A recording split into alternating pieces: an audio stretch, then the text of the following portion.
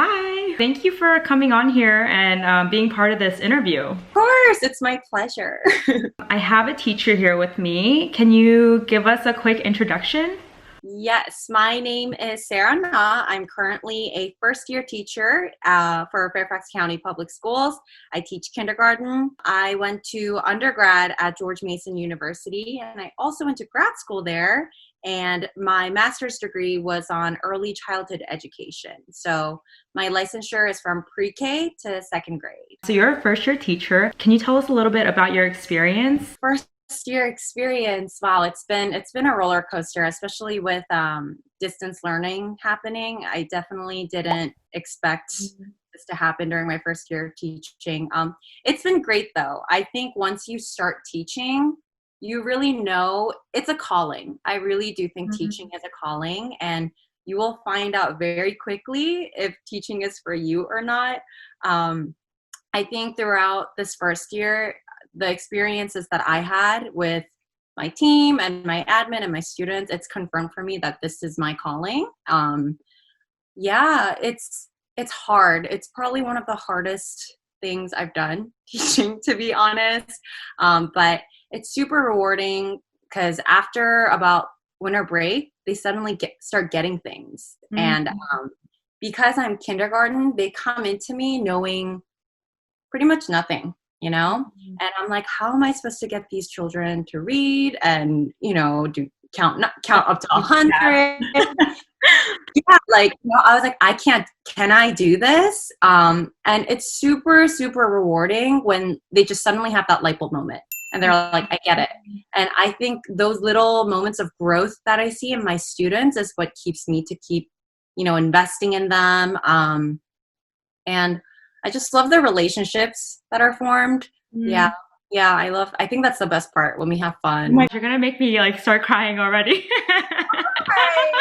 I think it's like you don't see all teachers feeling that way, like being invested in children and like wanting to see them grow and like really caring about like the achievement that students have during the school year and in the classroom. So that's awesome. And especially as a first year teacher, I'm sure there's like a huge learning curve and you're going through all of that now. Yeah. So it's been, I think it's teaching has been one of the most challenging yet meaningful, and like there are no words to describe it. Yeah. But I'm thankful. I'm really thankful to be able to teach, and even for distance learning, even if there were a lot of troubleshooting in the beginning. I'm really thankful for technology that we can still keep in touch with kids. Yeah. Yeah. So we'll jump into that topic. We are in quarantine right now. We're in Virginia. All schools have been pretty much closed for the rest of the school year, and we're expected to do virtual learning. How has that impacted, I guess, student achievement, and how is your classroom set up right now? Do you meet all at once, or is it asynchronous? So I think the biggest thing about student achievement and progress, the main issue that we're focusing on is like, it's just not equitable. Distance learning is not equitable. There's so many factors that are involved in this. Like, not all families have a laptop. And if they do have a laptop, majority of my kids have more than one sibling in the home who need to access it. Internet access, and even just with like family dynamic, as heartbreaking as it is, for some families right now, their biggest concern is to keep food on the table. Right. And distance learning is not a priority. It's just not equitable. There's no accountability. And it's really sad that that's the nature of distance learning and the situation that we are in right now. So how is your classroom set up? How are you like teaching lessons? Do you guys all meet at once, or do they watch videos in their own time? So right now, there are many different things that I use. I use Google Classroom. I also use Blackboard. And that's about it. There were a lot of other things that I used in the beginning, like Blackboard Collaborate Ultra, which is it's Blackboard, but it's for live sessions. But that proved to be kind of unreliable in the beginning. There was a lot of crashing and a lot of lagging. And you're not able to have the grid view as you would in like Zoom or like Google Meet. So I just didn't like that I couldn't see all of my students' faces and they couldn't see their friends' faces. So on Blackboard, I upload pre-recorded videos of myself doing lessons, and that is the primary function of Blackboard. And I upload corresponding activities to the videos that I post. And Google Meet is for our live sessions. Okay. So we, from 12:30 to 2 o'clock, that's our live session every day. So wow. yeah, so every day, that's when we do like morning message, we do guided reading.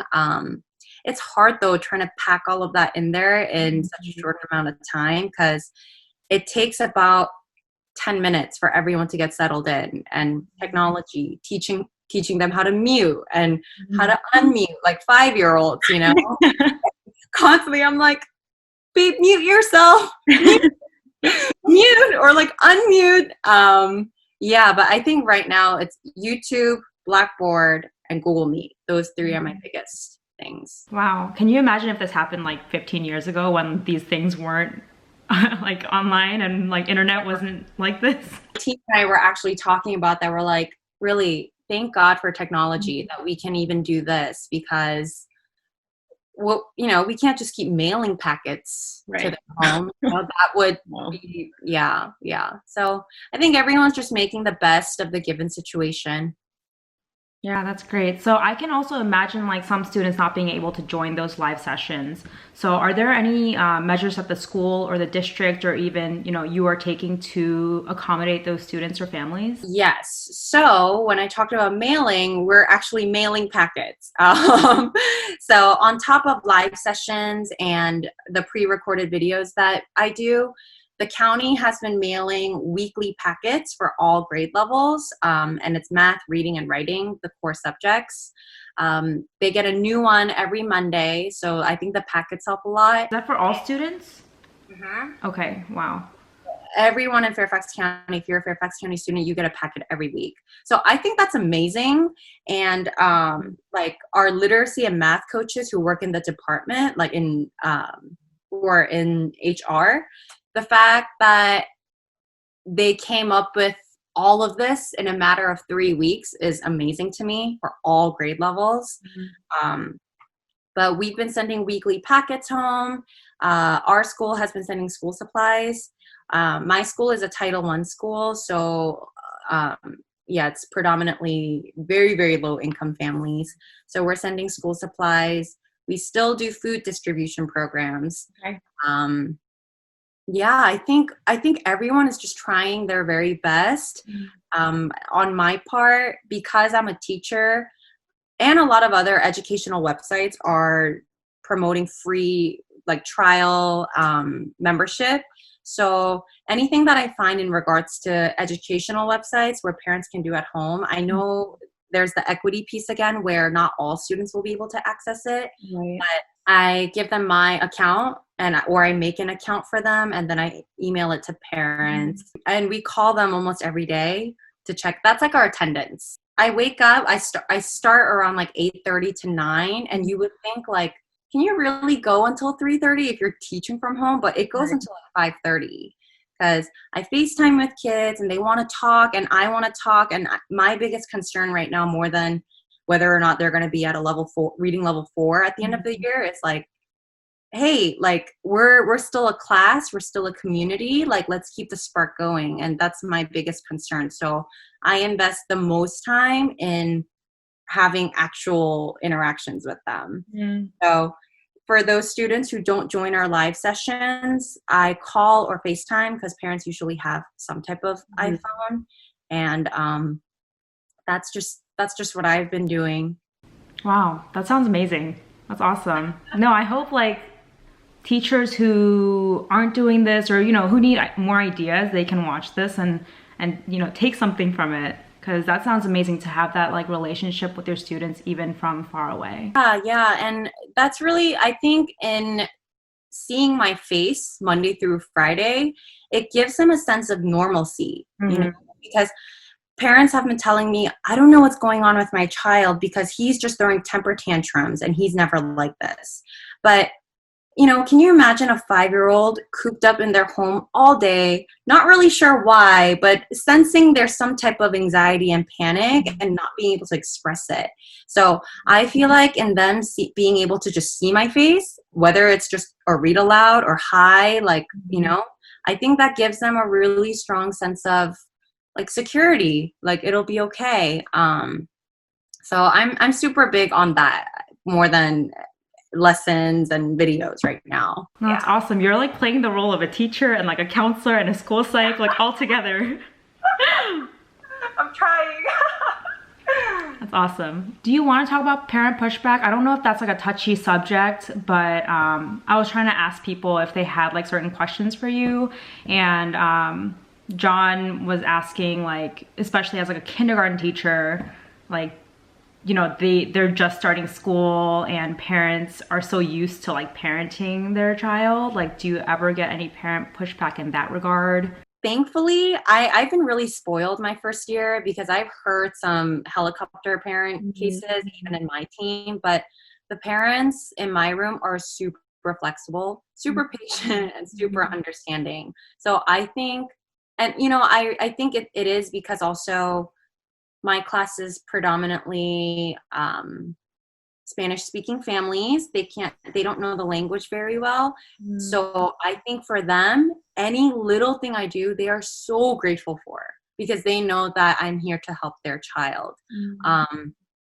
So for me personally, I didn't have any parent pushback. Like, I feel like for me and my parents, this is truly like we're partners. We're doing it together, even for distance learning.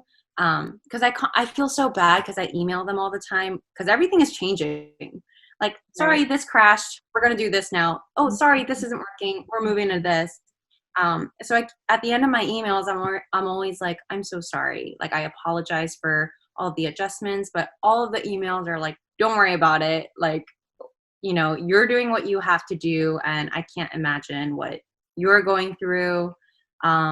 So distance learning has been smooth because my parents are so on board with it. So I'm really spoiled this year. I don't know if this is like going off tangent, but I really thought about like, oh, because they know I'm a first year teacher and they know I'm young. So my insecurity when I started was, what if they don't take me seriously? What if they don't trust me?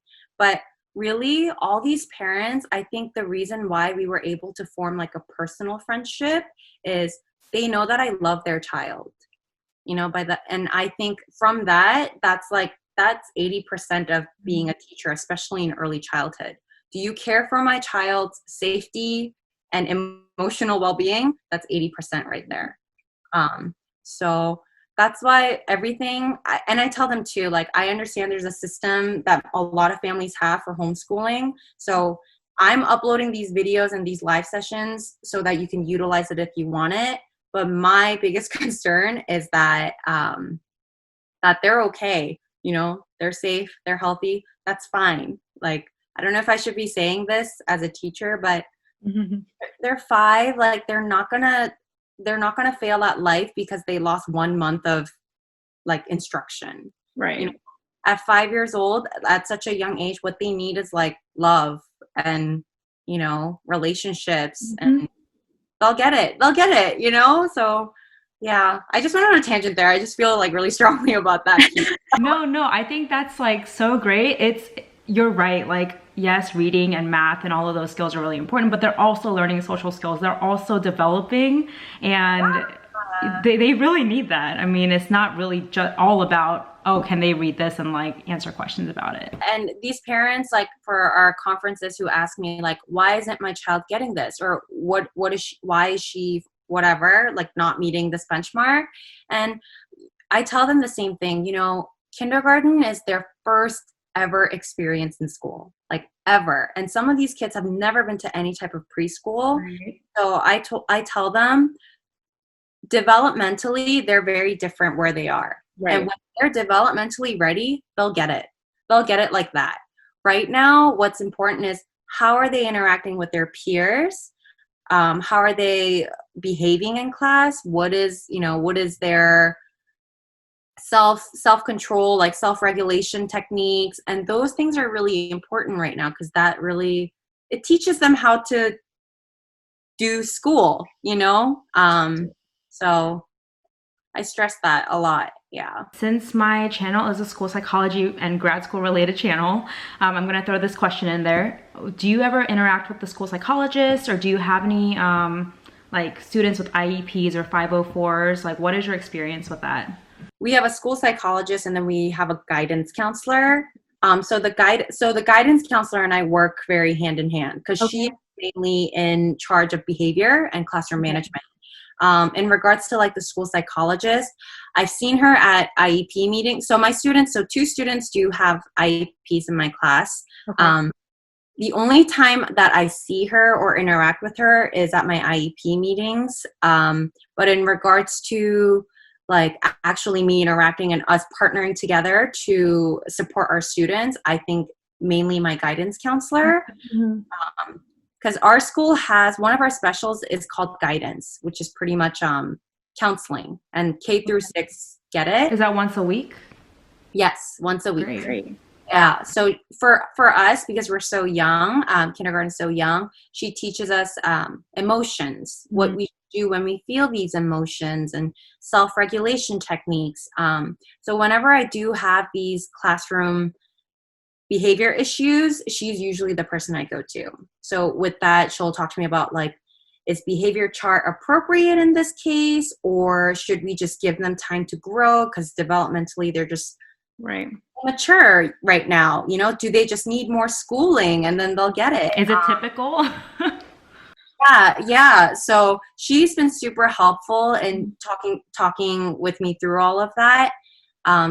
But school psychologists, other than seeing her in formal meetings, I don't think I have much personal interaction to directly support and teach our students together. Interesting. That is really, really good to know, because I think depending on what school you're looking at and like what district, the roles can be very, very different. And sometimes school psychs have multiple schools, while, you know, guidance counselors, they have one school. They might have like different focuses, things like that. So that's very informative. You told me you have a lot of students that are Spanish speaking, and so when you communicate with parents or families, do you use an interpreter, or do you have resources that are in Spanish? How do you go about that? Thankfully, I have an IA, my instructional assistant. She is Spanish speaking. Wow, that is awesome. It was great. So, you know, when it comes to behavior, and I understand there's a huge language barrier. She's considered my IA, but sometimes I'm like, you are more certified to teach, I feel like, than I am, because, you know, she's been in kindergarten for so long, and she does all of the translating for me. So I would say, okay, boys and girls, we're going to do XYZ today on our agenda. She's literally right next to me going, la la la, in Spanish. She does that. Okay. Yeah, so even during my small groups, like my one-on-one conferences with students, she's always there if the student is Spanish speaking, and she's been super helpful with that.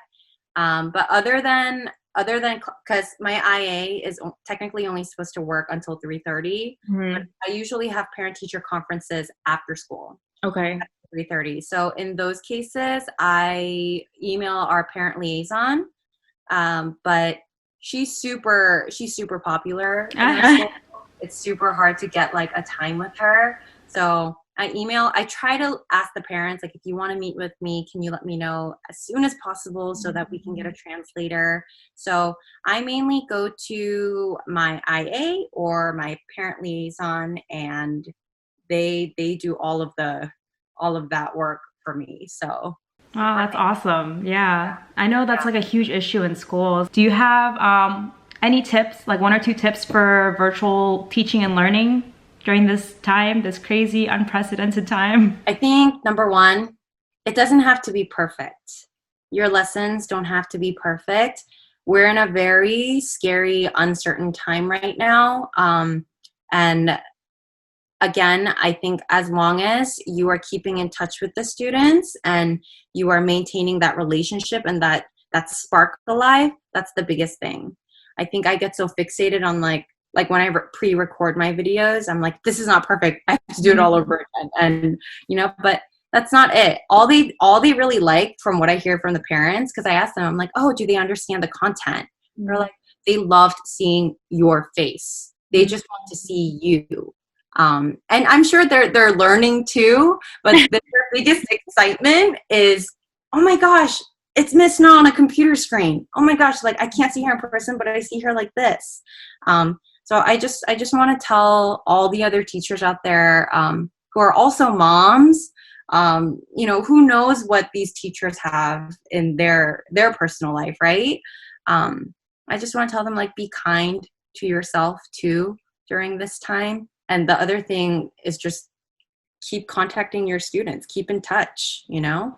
I think right now what we need is community, and what we need is support for one another, not, are you reading this? Or did you do the homework? Like, you know, I don't think that's what we need, like all of us, whether you're an adult or a kid. Tip number 3 is, I think it's also super, like I said, to keep the spark alive.